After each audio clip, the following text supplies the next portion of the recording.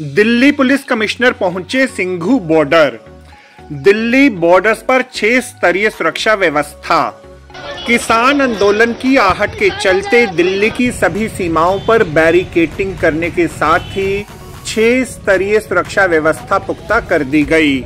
Delhi police के अनुसार दिल्ली के प्रत्येक बॉर्डर्स पर दिल्ली पुलिस जवानों के साथ अर्धसैनिक बलों की पर्याप्त मात्रा में तैनाती की गई।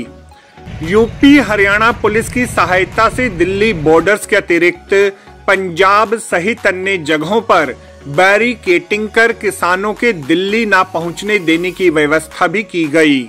दिल्ली पुलिस ने किसान आंदोलन के मध्य सिंघू बॉर्डर, अप्सरा बॉर्डर, गाजीपुर बॉर्डर व अन्य सभी बॉर्डर्स पर चौकसी पूरी तरह से बढ़ा दी है। सभी बॉर्डर्स पर मिट्टी से भरी हुई बोरियां, सीमेंट व लोहे के बैरिकेड्स, कंटीली तारें लगाई गई हैं। इन बॉर्डर्स पर बड़ी भारी क्रेनें व जेसीबी मशीनें भी खड़ी की गईं। क्षेत्र की सुरक्षा व्यवस्था के लिए ड्रोन से क्षेत्र की निगरानी की जा रही है।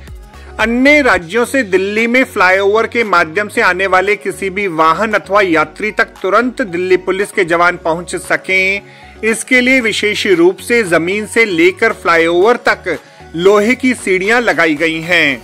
दिल्ली के बॉर्डर्स बंद हो जाने की वजह से दिल्ली में आने जाने वाले कोटि वाहन चालकों व राहगीरों को बड़े स्तर पर परेशानियों का सामना करना पड़ा।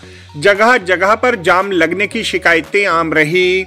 दिल्ली में धारा 144 लगाई गई है, जिसका उल्लंघन करने पर कानून सम्मत कार्यवाही की जाएगी। सिंघू बॉर्डर का अवलोकन करने स्वयं दिल्ली पुलिस कमिश्नर श्री संजय अरोड़ा भी पहुंचे। दिल्ली पुलिस कमिश्नर ने सिंघू बॉर्डर पर उपस्थित वरिष्ठ पुलिस अधिकारियों को पूरी तरह से सजग रहने का निर्देश दिया। ज्ञात रहे कि वह किसान वर्ग जो अन्नदाता के रूप में पूजनीय है, अगर वह अपनी मांगों को मनवाने के लिए इस प्रकार राजधानी या किसी अन्य राज्य की सीमाएं पूरी तरह से अवरुद्ध करने पर अड़ जाए तो यह किसी भी दृष्टि से उचित नहीं कहा जा सकता। निसंदेह किसान वर्ग की अपनी कुछ समस्याएं हो सकती हैं, किंतु उन्हें वार्तालाप की मेज पर सरकार के संग बैठकर इसका स्थायी समाधान निकालना चाहिए, यही समय की मांग है। एक यक्ष प्रश्न यह है कि जिस प्रकार यह किसान वर्ग हठ धर्मिता के बलबूते पर राजधानी दिल्ली को घेरने पर आमादा है, तो इस बात की आवश्यक जांच की जानी चाहिए कि कहीं किसान वर्ग के कंधे का सहारा लेकर कहीं कोई अराजक तत्व केंद्र सरकार पर निशाना साधने की जुगत में तो नहीं है। इस बात की समुचित जांच की जानी चाहिए, यही समय की मांग है। जिस तरह से खबरें आ रही हैं कि आंसू गैस और उससे पहले किसानों को रोकने के लिए, आंदोलन को खत्म करने के लिए कीलों से लेकर के न जाने क्या क्या दीवारें तक खड़ी की गई और प्रशासन के माध्यम से जो सरकार कर सकती थी वो सरकार कर रही है। दिल्ली की सरकार जानबूझ करके किसानों की आवाज दबाना चाहती है।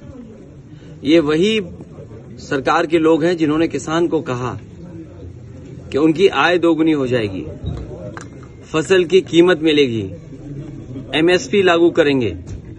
कुछ वर्षों पहले हमने और आपने देखा किसान आकर के धरने पे बैठ गए। सरकार किसानों को एमएसपी देने के लिए तैयार नहीं है। तो जो सरकार किसानों के नाम पर वोट लेना चाहती हो, जो सरकार स्वामीनाथन जी को भारत रत्न दे रही हो, जो सरकार किसानों के नेता चौधरी चरण सिंह जी को सम्मान दे रही हो भारत रत्न, आखिरकार किसान को एमएसपी क्यों नहीं? या एमएसपी देना नहीं चाहती सरकार? बड़े लोगों से मिली हुई है सरकार, जो लोग मुनाफा कमाना चाहते हैं उनसे सरकार मिली हुई है और उसी का परिणाम यह है कि किसान की आवाज दबाने के लिए लगातार सरकार इसी तरह का व्यवहार कर रही है किसानों के साथ।